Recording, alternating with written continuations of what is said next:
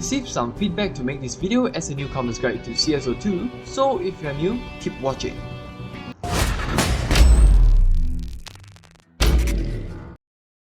First, let's cover the left hand side of the screen.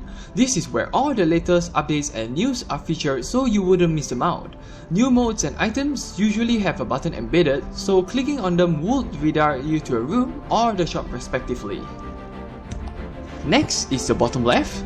This is where you get to access your friends list, a log of your progresses, redeem stars with a coupon function, a player report feature, and the VIP membership. Now, I didn't purchase any membership before, but if you're curious to find out, it's similar to any premium services out there. You gain more points in EXPs, spend less on weapon purchases, as well as access VIP exclusive items, which I'll provide a sample later. On the right hand corner, we now see the quick search button, which allows us to join existing rooms of the game mode we are looking for. On the left, we choose the game modes, which offers a variety compared to the vanilla CS. And yes, the matchmaking option is available, although restricted to both classic mission and the team deathmatch. I'll go more into details on the matchmaking in my next video, so don't miss out. The middle and right columns allows you to invite online clanmates as well as people that you've befriended, unless you decide to solo queue, like me. While the quick search is very handy, some of us would prefer to go old school. So this switches the UI to the former design. If you've watched my earliest CSO2 videos, I wouldn't recommend sticking with this however for the sake of convenience. Moving on, the buttons laid out at the top. The one with the monitor allows us to spectate ongoing matches from either competitive or matchmaking. The layouts are akin to GOTV, so you get to view everyone's loadout, health and scores.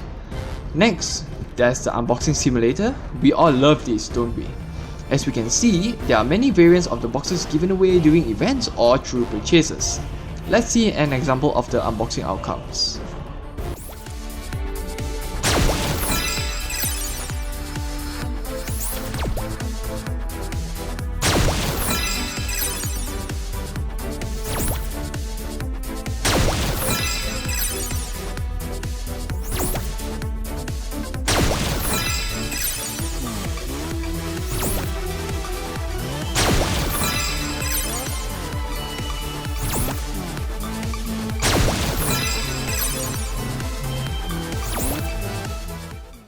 The half CS icon is just a series of tutorials for beginners to undertake.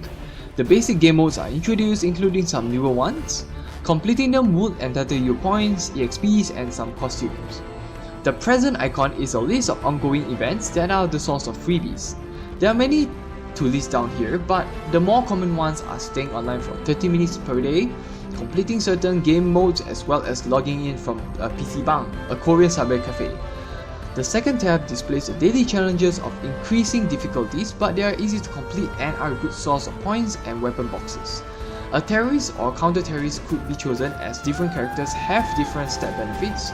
For more details, you could check out the link posted in the description, as I've compiled the necessary steps to undertake them with relative ease.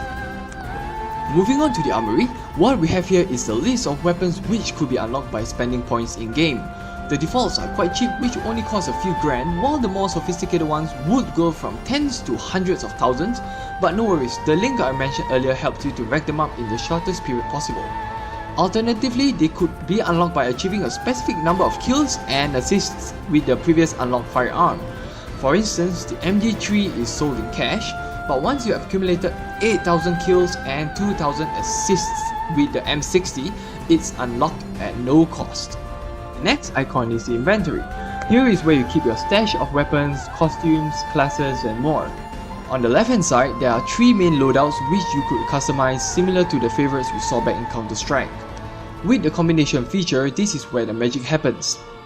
You could combine lower grade skins to fabricate higher qualities, synthesize gold for weapons, plating and more. Most, if not all, fabrications and combinations do not require cash whatsoever, so if you've been eyeing that farmer's chicken, this is the right place. Next, the shop. There are a combination of both in-game point and cash point items here. Not to worry, characters, costumes and weapons do not have any game unbalancing effects. Remember about the VIP membership I was talking about earlier? Some exclusives are the characters which are marked with the VIP tag. If you're feeling generous, you could always purchase a gift, for a friend you trust, like me. Then we have our personal stats. Nothing much to see here. Your KAD, favorite weapon, and personalized message are the highlights.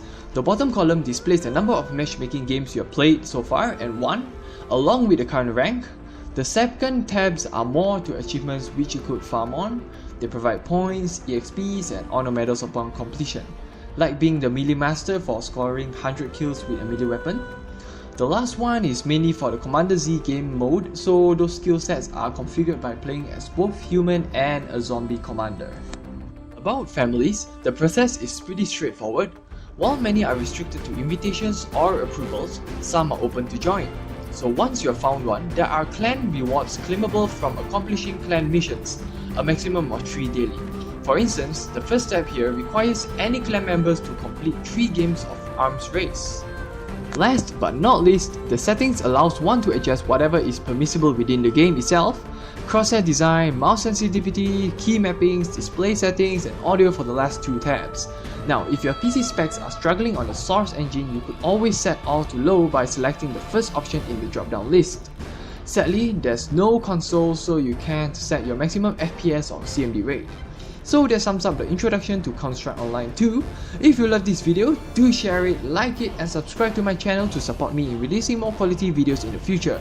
You could also visit my personal website which lays out the essentials you want to know, such as game modes and weapons.